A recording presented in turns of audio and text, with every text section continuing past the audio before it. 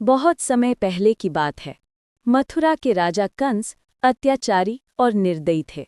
उन्होंने अपनी ही बहन देवकी और उनके पति वासुदेव को कैद में डाल दिया था, क्योंकि आकाशवाणी हुई थी कि देवकी का 8वां पुत्र ही कंस का अंत करेगा।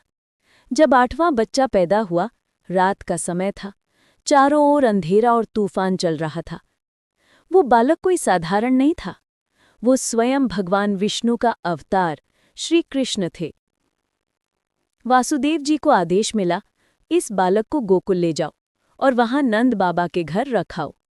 जैसे ही वासुदेव जी बाहर निकले, जेल के द्वार अपने आप खुल गए, पहरेदार सो गए और यमुना नदी भी रास्ता देने के लिए 2 भागों में बंट गई।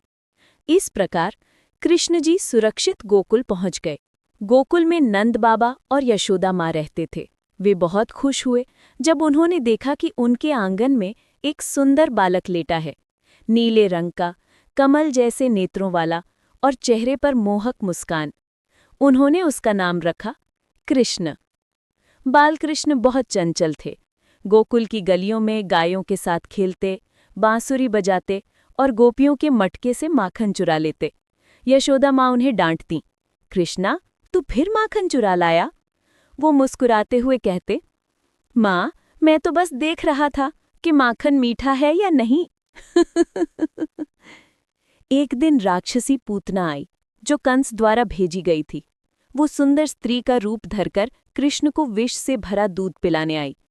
परंतु जैसे ही उसने कृष्ण को गोद में लिया, कृष्ण ने उसकी जीवन शक्ति खींच ली और पूतना का अंत हो गया। गोकुल के लोग चकित रह गए।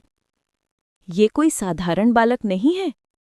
कृष्ण और उनके दोस्त रोज माखन चुराने की योजना बनाते। वे लकड़ी की मटकियों पर चढ़कर माखन निकालते और हंसते हुए भाग जाते। जब यशोदा माँ उन्हें पकड़ती तो वे भोली सूरत बनाकर कहते, माँ, ये सब बलराम ने किया। एक दिन जब यशोदा माँ ने कृष्ण को मुंह खोलने को कहा, क्योंकि उन्होंने मिट्टी खा ली थी, तो उन्होंने देखा कृष्ण के छोटे से मुख में पूरा ब्रह्मांड घूम रहा है।